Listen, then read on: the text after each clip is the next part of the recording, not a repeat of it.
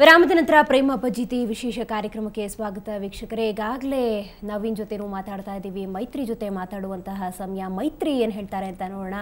ಮೈತ್ರಿ ತಾಯಿ ಮತ್ತು ಮಗನ ನಡುವಿನ ಒಂದು ಸಂಬಂಧ, ಅದನ್ನ ಅನೈತಿಕ ಸಂಬಂಧ ಅಂತ ಕರೆದ್ರಿ ನೀವು.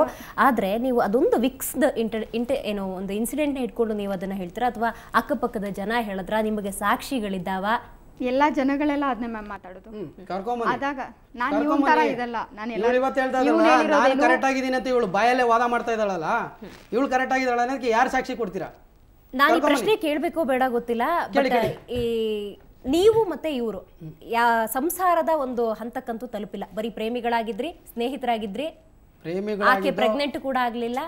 ಒಂದ್ ಹೇಳ್ತೀನಿ ಕೇಳಿ ಮೇಡಮ್, ಪ್ರೆಗ್ನೆಂಟು ನಾನು ಮಾಡಿಲ್ಲ. ನನ್ನ ಅವಳ ಮಧ್ಯೆ ಫಿಸಿಕಲ್ ಅಟ್ರಾಕ್ಷನ್ ನಾನು ಒಪ್ಕೋತೀನಿ, ಇಲ್ಲ ಅಂತ ಹೇಳಿಲ್ಲ. ನಾನೇ ಇಷ್ಟಪಟ್ಟು ಮದುವೆ ಆಗೋಂಥ ಹುಡುಗಿ ಜೊತೆ ನಾನು ಫಿಸಿಕಲ್ ಅಟ್ರಾಕ್ಷನ್ ಇಟ್ಕೊಂಡಿದ್ದೆ, ನಾನು ಸುಳ್ಳು ಹೇಳ್ತಾ ಇಲ್ಲ. ಸಂಬಂಧ ಇತ್ತು, ಯಾಕೆಂದ್ರೆ ನಾನೇ ಮದುವೆ ಆಗ್ತೀನಿ ಅಂತ ಕನ್ಫರ್ಮ್ ಇತ್ತು. ಆದರೆ ಇವಳು ಹಿಂದೆ ಎಷ್ಟೆಲ್ಲ ಆಟಗಳು ಆಡ್ಕೊಂಬಂದ್ಲು ಅಂತ ನನಗೆ ಗೊತ್ತಾದ ತಕ್ಷಣ ನಾನು ಏನಾಗಿರ್ಬೇಕು, ನಾನು ಏನು ಮಾಡಬೇಕು ಒಂದೂ ನನಗೆ ಗೊತ್ತಾಗ್ಲಿಲ್ಲ. ಈ ಆಟಗಳು ಅಂತ ಹೇಳಿದ್ರೆ ಏನು ಹೇಳ್ತೀನಿ ಅದನ್ನ. ಇವಾಗ ಇವಳು ಚೆನ್ನಾಗಿ ಅಂತ ಓದ್ಲು, ಕಹಾನಿ ಇಟ್ಟಿಷ್ಟು ಬೇರೆ ಕಡೆಯಿಂದ ತಿರುಗಂತು. ಇವಳು ದುಡ್ಡು ಅಂತ ಒಂದು ಮ್ಯಾಟ್ರ್ ಬಂತು, ಅದು ದುಡ್ಡು ಕೊಟ್ಟಿದ್ದು ಜಸ್ಟ್ ಒಂದು ಶಾರ್ಟ್ ಫಿಲ್ಮ್ ಮಾಡೋಕ್ಕೆ ಒಂದು ಸಾಂಗ್ ರೆಡಿ ಆಗಬೇಕಾಯ್ತು. ಸಡನ್ ಆಗಿ ಅಮೌಂಟ್ ಇರಲಿಲ್ಲ. ನಮ್ಮ ಪ್ರೊಡ್ಯೂಸರ್ ಹತ್ರ ನಾನು ಯಾವಾಗಲೂ ಹೋಗಿ, ನನ್ನ ಫ್ರೆಂಡ್ ಹತ್ರನೇ ಹೋಗಿ, ಒಂದು ಚಾನ್ಸ್ ಕೊಡೋ ಮಗ, ನಾನು ಪ್ರೂವ್ ಮಾಡ್ತೀನಿ, ನನ್ನ ಟ್ಯಾಲೆಂಟ್ ಏನು ಅಂತ ಪ್ರೂವ್ ಮಾಡ್ತೀನಿ, ನನಗೊಂದು ಅವಕಾಶ ಮಾಡಿಕೊಡು ಅಂತ. ಸೊ ಅವನು ಸ್ವಲ್ಪ ಹಿಂದೆ ಮುಂದೆ ನೋಡ್ತಿದ್ದ. ಆ ಟೈಮಲ್ಲಿ ನಂದು ಅವನೇನು ಮಾಡೋದು, ನಾನು ಮಾಡಿಸ್ಕೊಡ್ತೀನಿ, ಬೇಕಾ ಇವಾಗ ದುಡ್ಡು ನನಗೆ ಆಮೇಲೆ ಕೊಡಿವಿ ಅಂತ ಹೇಳಿ ಅಂದ್ಬಿಟ್ಟು 35,000 ರೂಪಾಯಿ ಅಮೌಂಟ್ ಕೊಟ್ಟಿದ್ದು. ಅದು ಒಡವೆ ಇಟ್ಟು ಹಣ ಇಟ್ಟು ಕೊಟ್ಟಿದ್ದು. ಮೇಡಮ್, ನಾನು ನಿಮ್ಗೊಂದು ಪ್ರಶ್ನೆ ಕೇಳ್ತೀನಿ. ಪ್ರೀತಿಗೂ ಸ್ನೇಹಕ್ಕೂ ವ್ಯತ್ಯಾಸ ಏನು ಅಂತ. ಆತ ಶರವಣನನ್ನ ನೀವು ಸ್ನೇಹಿತ ಅಂತೀರಾ, ನಾನು ಕೇಳಬೇಕೋ ಬೇಡ ಗೊತ್ತಿಲ್ಲ. ನಿಮ್ಮ ಬದುಕಿನಲ್ಲಿ ಬಂದಂತಹ ಗಂಡಸರು ಯಾರು ಅಂತ? ಆಸ್ ಎ ಫ್ರೆಂಡ್ ಆಗಿ ನಾನು ಅವ್ರನ್ನ ಇವ್ರಿಗೆ ಪರಿಚಯ ಮಾಡಿಕೊಟ್ಟೆ. ಬಟ್ ಇವಾಗ ಅದು ಇದು ಲವ್ ಮ್ಯಾರೇಜ್ ಅಂತ ಹೇಳ್ತಾ ಇದ್ದಾನೆ, ಅದನ್ನ ಪ್ರೂವ್ ಮಾಡ್ಲಿಕ್ಕೆ ಹೇಳಿ. ಸರಿ, ನೀವು ಪ್ರೆಗ್ನೆಂಟ್ ಮಾಡಿಲ್ಲ, ಆಗಿಲ್ಲ, ಆಕೆ ಪ್ರೆಗ್ನೆಂಟ್ ಆಗಿಲ್ಲ ಅಂತ ಹೇಳಿದ್ರಿ. ಆಕೆ ಪ್ರೆಗ್ನೆಂಟ್ ಆಗಿದಾರಾ ಇಲ್ವಾ ಅನ್ನೋ ವಿಷಯಗಳು ಗೊತ್ತಿತ್ತಾ? ಆಪ್ತ ಸ್ನೇಹಿತೆಯಾಗಿದ್ಲು, ಇದ್ದಂತಹ ನನಗೆ ಲವರ್ ಆಗಿದ್ಲು. ಆಪ್ತ ಸ್ನೇಹಿತನೇ ಅದಕ್ಕಿಂತ ಅವನು ಕಿತ್ತೋದಾದ್ಮೇಲೆ ಇವಳು ಮತ್ತೆ ನಿಮ್ ಬದುಕಲ್ಲಿ ಆಕೆ ಬಂದ್ಲು, ಮತ್ತೆ ಆಗ್ಲಿಲ್ಲ ಅವಳು. ಆಗಿದ್ದಕ್ಕೆ ನೀವು ಕಾರಣ ಅಲ್ಲ. ಹೇಳ್ತೀನಲ್ಲ, ಅವಳು ಆಗಿದಾಳೋ ಇಲ್ಲ ನನಗೆ ಗೊತ್ತಿಲ್ಲ, ಈಗಲೂ ಅದನ್ನೇ ಹೇಳ್ತಾ ಇದೀನಿ. ನನ್ನ ಅವಳ ಮಧ್ಯೆ ಅದೇ ಟ್ಯಾಬ್ಲೆಟ್ ತಗೊಬಂದು ಕೊಟ್ರು.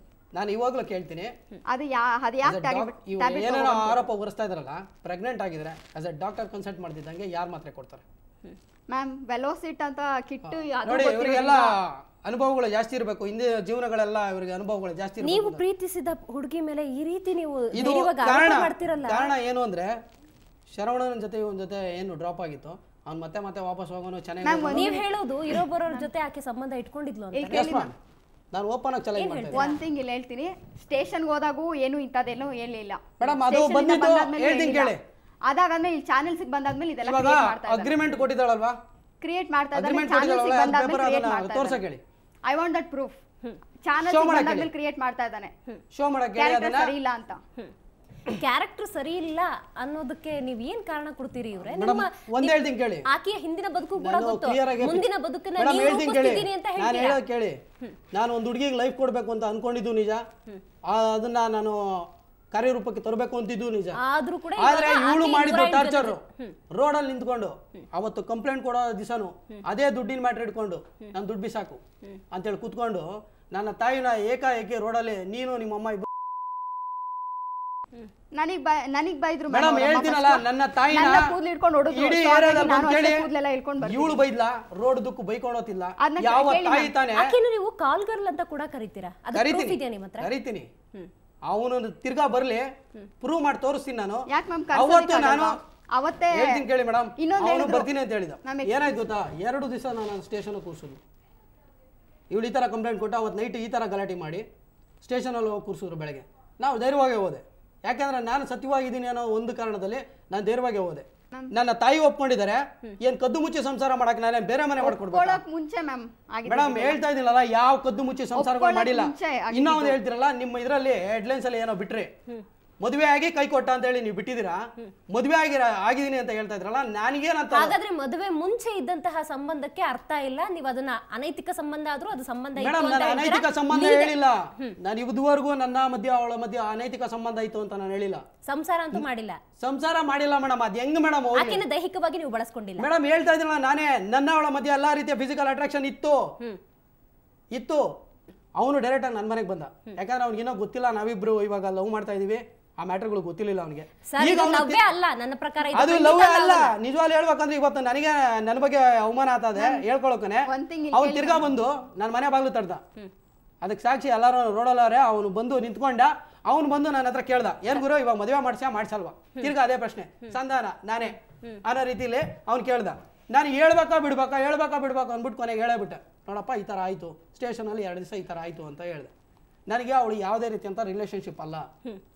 ನನಗೆ ಅವಳಿಗೆ ಅತ್ತೆ ಮಗ ಅಂತ ಹೇಳಲ್ಲ, ಅತ್ತೆ ಮಗ ಅಲ್ಲ, ಆಸ್ ಎ ಫ್ರೆಂಡ್ ಆಗಿದ್ದವನು ನಾನು, ಅವ ಫ್ರೆಂಡ್ ಆಗಿದ್ದವನು. ಇವಾಗ ಹಿಂಗಾಗೈತೆ ಎಲ್ಲ ಕ್ಲಿಯರ್ ಆಗಿ ಹೇಳ್ದೆ ಅವ್ನಿಗೆ. ಆ 4 ಗೋಡೆ ಮಧ್ಯೆ ನಡೆಯುವಂತಹ ಸಂಬಂಧಕ್ಕೆ ಎಲ್ಲೂ ಪ್ರೂಫ್ ಆಗೋದಿಲ್ಲ. ಅದ್ರಲ್ಲಿ ಪ್ರೂಫ್ ಅಲ್ಲ, ಆತರ ಅಲ್ಲ ನಾನು ಹೇಳ್ತಿರೋದು. ಇವನೇನ ಹೇಳ್ದ, ಅವ್ನು ಸ್ಟೇಷನ್ ಅಲ್ಲಿ ಹೇಳ್ದ, ಇವಾಗ್ಲೂ ಕೇಳಿಸ್ತೇನೆ ಸ್ಟೇಷನ್. ಮೇಡಮ್ 2 ದಿವಸ ನಾನು ಅಲ್ದಿದ್ದೀನಿ ಮೇಡಮ್, 2 ದಿವಸ ಅಲ್ದಿದ್ದೀನಿ. ಅವ್ನು ಒಂದ್ ಹೇಳ್ದ, ಹುಡುಗ ಸಿಕ್ಕಿದ್ರೆ ನಾನು ನಿಮ್ಮ ಹತ್ರ ಕರ್ಕೊ ಬಂದು ಹೇಳ್ತೀನಿ ಸರ್ ಅಂತ ಹೇಳ್ದ. ಅಷ್ಟು ನಮ್ಮ ಕೆಂಗೇರಿ ಸ್ಟೇಷನ್ ನಾನು ಫೋನ್ ಮಾಡಿದೆ, ನಮ್ಮ ತಾಯಿ ಫೋನ್ ಮಾಡಿದ್ರು, ಕೇಳಿದ್ಕೆ ನೋಡಮ್ಮ ಇಬ್ರು ಇದ್ ಮಾಡ್ಕೊಂಡಾರೆ, ಯಾರನ್ನ ಹೋಗಿ ಇದ್ ಮಾಡ್ತೀಯ ನೀನ್, ಹೋಗಮ್ಮ ನೀನ್ ಸುಮ್ನೆ ಅನ್ಬಿಟ್ಟು ಫೋನ್ ಕಟ್ ಮಾಡಿದಾರೆ. ಮುಂದೆ ಏನು ಮಾಡ್ಬೇಕು ನನ್ನ ಸತ್ಯಾಂಶ ಕೇಳಕ್ ಯಾರಿಗೂ ಇದೇ ಇಲ್ಲ. ಇವಳು ಇಷ್ಟೆಲ್ಲ ಅವಮಾನ ಮಾಡಿ ಸರಿ ಜನತೆ ನಿಮ್ಮನ್ನ ನೋಡ್ತಾ ಇದ್ದಾರೆ, ಏನಾಗ್ಬೇಕು ಅಂತ ಮೇಡಮ್ ಹೇಳ್ತೀನಲ್ಲ, ನನ್ನಿಂದ ಬೇಡ ಎಷ್ಟೋ ಜನ ನಂತರನೇ ಎಷ್ಟೋ ಹಾಳಾಗೋಗ ಹುಡುಗರವ್ರೆ, ನಂದಾದ್ರೂ ಜೀವನ ಅವ್ರ ಪಾಠ ಆಗ್ಲಿ ಅಂತ ನಾನು ಇವತ್ತು ಕೂತಿರೋದು. ಸರಿನಾ? ಇವಳು ಇಷ್ಟೆಲ್ಲ ನನ್ನ ಮುಂದೆನೆ ಒಪ್ಕೊಂಡಿದ್ದಾಳೆ. ಕೊನೆಗೆ ಶರವಣ ಬಂದು ಅಷ್ಟೆಲ್ಲ ಡೀಟೇಲ್ ಹೇಳ್ದಾದ್ಮೇಲೆ ಹೇಳ್ತೀನಿ ಕೇಳಿ. ಆಮೇಲೆ ಏನಾಯ್ತು, ಶರವಣ ಬಂದು ನನ್ನ ಹತ್ರ ಎಲ್ಲ ಪೂರ್ತಿ ಡೀಟೇಲ್ ಹೇಳ್ದ, ಹಿಂಗಾಯ್ತು, ನನ್ನ ಕಾಂಟ್ಯಾಕ್ಟ್ ಇಲ್ಲಿಂದ ಶುರುವಾಯ್ತು ಉಳಿದು. ಸರಿ, ಶರವಣ ಎಲ್ಲ ಹೇಳಿದ್ರು. 108 ಕಥೆಗಳು ಇಲ್ಲಿ ಬೇಡ. ಮೇಡಮ್ ಇಷ್ಟೆಲ್ಲ ಗೊತ್ತಾದ್ಮೇಲೆ ಹೆಂಗ್ ಮದುವೆ ಆಗ್ಬೇಕು ನಾನು? ಒಂದು ಕಡೆ ತಾಯಿ ಜೊತೆ ಸಂಬಂಧ ಕಟ್ಟಿರೋಳು ಇವಳು, ಇನ್ನೊಂದು ಕಡೆ ಇಷ್ಟೆಲ್ಲ ಮಾಡಿರೋಳು. ಇನ್ನೊಂದು ಹೇಳ್ತೀನಿ ಕೇಳಿ, ಇವಳು ನನ್ನ ಲವ್ ಮಾಡ್ತಿರೋ ಟೈಮಲ್ಲಿ ಚೆನ್ನೈಯಿಂದ ಬರೋದು ಅವನ ಜೊತೆ 2 ಡೇಸ್ ಜೊತೆಲಿದ್ದ ಅಂತ ಹೇಳ್ದ. 2 ಡೇಸ್ ಇಂದ ಸರಿ ನವೀನ್ ಅವರೇ, ನೀವು ಎಲ್ಲದಕ್ಕೂ ಪ್ರೂಫ್ ತರ್ತೀರಿ ಅಂತಿರಲ್ಲ, ದಯವಿಟ್ಟು ನೀವು ಮತ್ತೆ ನಮ್ಮ ಸ್ಟುಡಿಯೋಗೆ ಬರಬೇಕು ವಿತ್ ಪ್ರೂಫ್. ನೀವು ಕೂಡ ಏನು ಪ್ರೂಫ್ ತರ್ತೀರೋ ದಯವಿಟ್ಟು ತರಬೇಕು. ನನ್ನ ಸಾವಾದ್ರೂ ಪಡ್ಕೊಂಡಾದ್ರು ಈ ತನಿಖೆಗೆ ಇನ್ನೊಂದು ಟಿಸ್ಟ್ ಕೊಡ್ತೀನಿ. ಇವಳು ಎಂತೋಳು ಅಂತ ಇವತ್ತು ಹೇಳ್ತೀನಿ ಕೇಳಿ. ಹೆಣ್ಣಿನ ಕುಲಕ್ಕೆ ನಾನು ಪ್ರೂವ್ ಮಾಡ್ತೀನಿ, ಹೆಣ್ಣು ದೇವತೆ ಸ್ಥಾನ ಪಡ್ಕೊಂಡಿದ್ದಾಳೆ. ಇಡೀ ಸಮಾಜದಲ್ಲಿ ಎಲ್ಲಾ ತಾಯಂದ್ರುಗಳವ್ರೆ, ಎತ್ತು ತಾಯಿ ಜೊತೆ ಯಾವ ಮಗನ ಜೊತೆ ಸಂಬಂಧ ಐತೆ ಅಂತ ಒಪ್ಕೊಳ್ಳೋದಾಗಿದ್ರೆ ಒಪ್ಕೊಳ್ಳಿ, ನೋಡೋಣ. ಕೊನೆಯದಾಗಿ ಏನು ಬೇಕು ನಿಮಗೆ? ಆತನ ಜೊತೆ ಬದುಕಬೇಕಾ ಬೇಡವಾ? ಜೀವನಾಂಶ ಬೇಕಾ? ಏನ್ ಬೇಕು ಅಂತ? ಏನ್ ಜೀವನಾಂಶ ಮೇಡಮ್? ಬದುಕೋದ್ ಬೇಡ. ಮದುವೆ ಆಗಿದಾನ ಜೀವನಾಂಶ ಕೊಡಕ್ಕೆ? ಇವ್ನು ಯಾವ ನನಗ್ ಜೀವನಾಂಶ ಮಾಡೋದು? ನಂದಿದೆ, ನಂದೇ ಬೇಕಾದಷ್ಟಿದೆ. ಒಬ್ಬರ ದುಡ್ಡಿಂದ ನಾನು ಬದುಕಬೇಕು ಅಂತ ನನ್ಗಿದಿಲ್ಲ.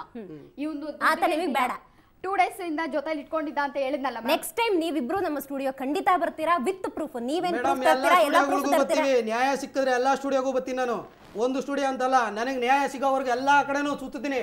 ಓಕೆ, ಸುವರ್ಣ ನ್ಯೂಸ್ ಸ್ಟುಡಿಯೋಗೆ ಬಂದಿದ್ದೀರಾ, ನಿಮಗೂ ಕೂಡ ಧನ್ಯವಾದ. ನಿಮ್ಮ ಈ ಪ್ರೀತಿಯ ವಿಷಯ ಇತ್ಯರ್ಥ ಆಗ್ಲಿ ಅಂತ ಭಾವಿಸ್ತೀವಿ. ಆದ್ರೆ ಪ್ರೀತಿ ಯಾವತ್ತೂ ಒಬ್ಬರನ್ನ ಸಾಯಿಸಬಾರ್ದು.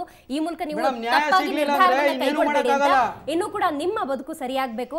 ಸೊ ಈ ನಿಟ್ಟಿನಲ್ಲಿ ನಿಮ್ಮ ಮುಂದಿನ ಹೆಜ್ಜೆ ಕೂಡ ಅಷ್ಟೇ ಇಂಪಾರ್ಟೆಂಟ್ ಆಗುತ್ತೆ. ನಿಮ್ಮ ಬದುಕು ಸರಿಯಾಗಿ. ಸೊ ಒಟ್ಟಾರೆ ವೀಕ್ಷಕರೇ, ಪ್ರೀತಿ ಹೀಗೂ ಇರುತ್ತಾ ಅಂತ ನಮಗೂ ಕೂಡ ಡೌಟ್ ಬರ್ತಾ ಇದೆ. ಆದ್ರೆ ನಾನು ಹೇಳೋದೊಂದೇ, ಪ್ರೀತಿ ಅನ್ನೋದು ಯಾವುದೇ ಪ್ರೂಫ್ಗಳಿಂದ ನಿಜಕ್ಕೂ ನಿಂತಿರೋದಿಲ್ಲ. ಪ್ರೀತಿ ಅನ್ನೋದಕ್ಕೆ ಈ ರೀತಿಯ ಅರ್ಥಗಳನ್ನ ಕಲ್ಪಿಸಿ ಮುಂದೆ ಯಾವುದೇ ರೀತಿಯ ಒಂದು ಬದುಕನ್ನು ನಡೆಸೋದಕ್ಕೂ ಖಂಡಿತ ಸಾಧ್ಯವಿಲ್ಲ. ಈ ಪ್ರೇಮ ತಂದಂತಹ ಫಜೀತಿ ಯಾರ ಬದುಕಲು ಕೂಡ ಆಗಬಾರ್ದು. ಈ ಜೋಡಿಗಳು ಕೂಡ ಮುಂದಿನ ಬದುಕು ಚೆನ್ನಾಗಿರಲಿ, ಯಾವ ರೀತಿ ಬದುಕು ಕಟ್ಕೊಳ್ತಾರೆ ಅನ್ನೋದು ಅವರಿಗೆ ಬಿಟ್ಟದ್ದು ಅಂತ ಹೇಳ್ತಾ ಈ ಒಂದು ಕಾರ್ಯಕ್ರಮವನ್ನು ಮುಗಿಸ್ತಾ ಇದ್ದೀವಿ. ನಮಸ್ಕಾರ.